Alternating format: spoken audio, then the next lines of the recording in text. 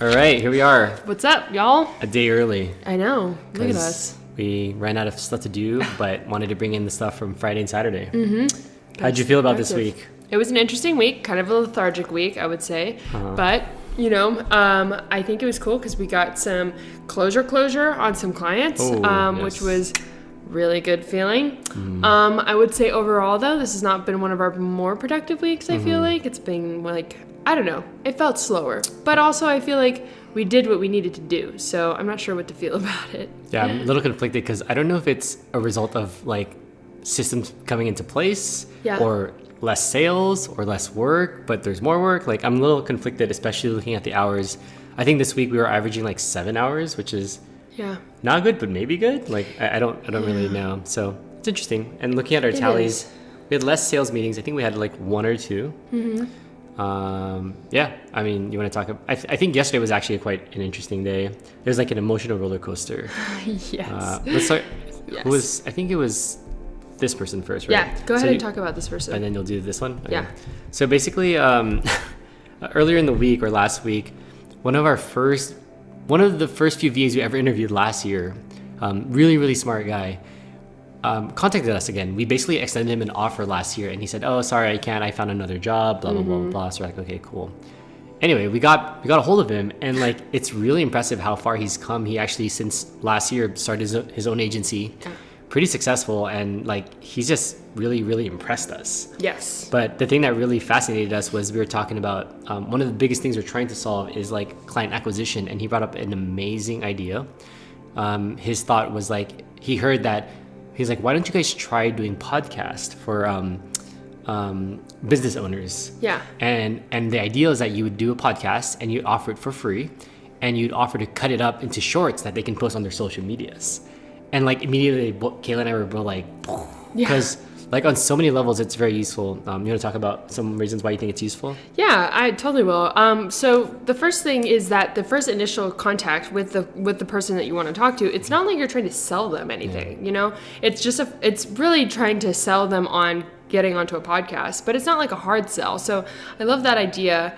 And then from there, it's really brilliant because you're offering free value in terms of like, hey, look, you can come on our podcast. That's free marketing for you.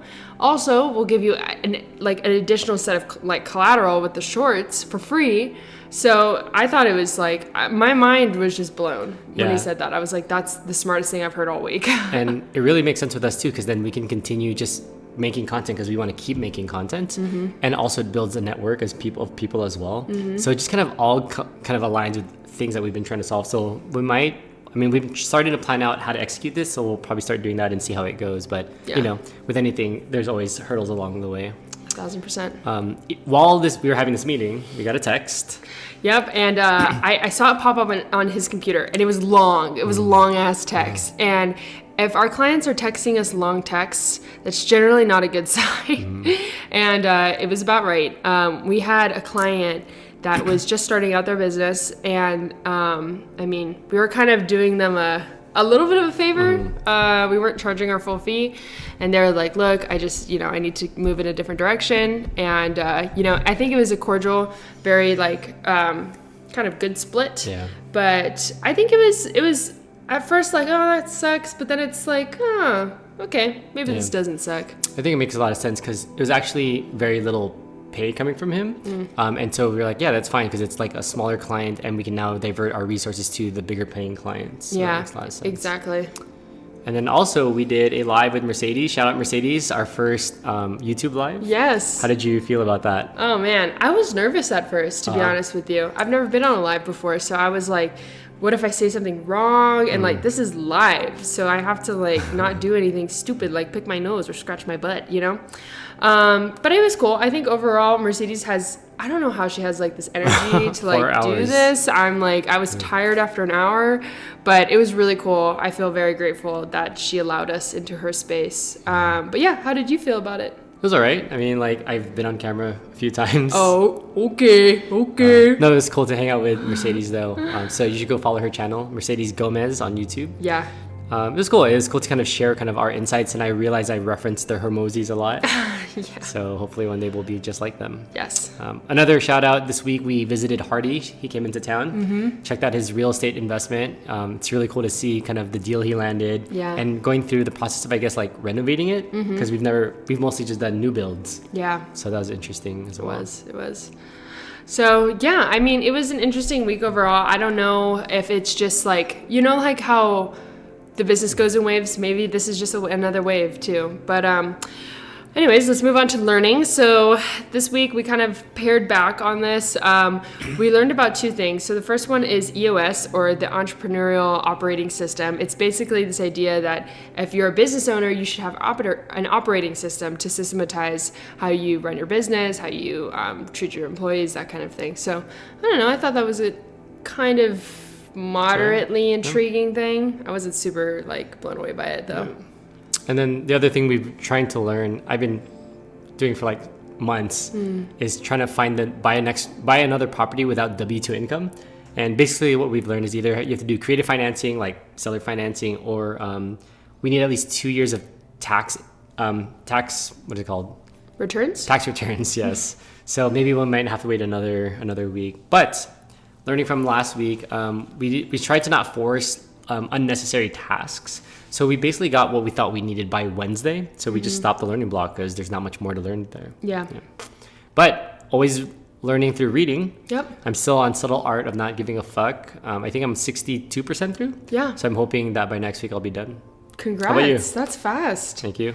I'm reading this book called Seeing Around Corners. It's the same one that I talked about last week. But what's also not on here is I started reading... Oh my God. I started reading Dan Bilzerian's book, which I was like... It just seemed like another bro book. And it kind of is a bro book, but it's very entertaining. I will say that. He has lived a crazy, crazy ass life. So, yeah, it's fascinating. Awesome. This weekend, we are... very likely going to EDC, which will be a new experience for me. I've never been. Right now, I think I'm kind of not forcing myself, but it's good because one, it's a new experience. It's local, and someone's hooking us up. So thank you, shout out to that person.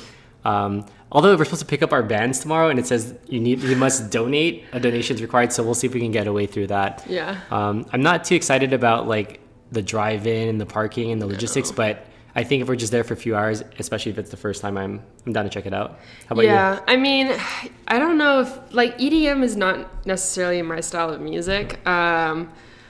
Again, I think we have the same reasons. I've never been to a music festival at all, any kind, unless you call Jazz in the Park a music festival. So I'm a little apprehensive as well, because I think it's going to require a bit of overhead, but hopefully we can get around that, but we'll see. We'll see how it goes. But yeah, so next week we'll just focus more on, I guess, getting back on sales. But yeah, I think we're going to try to focus heavily on this podcast outreach idea. We'll see how that goes, and servicing our new, bigger clients. Yeah, fingers crossed. Cool. Good job. Good job. Proud of you. Let's go. Don't forget to like, subscribe, and hit that bell notification. Ding, ding. Ding, ding, ding, ding. Peace.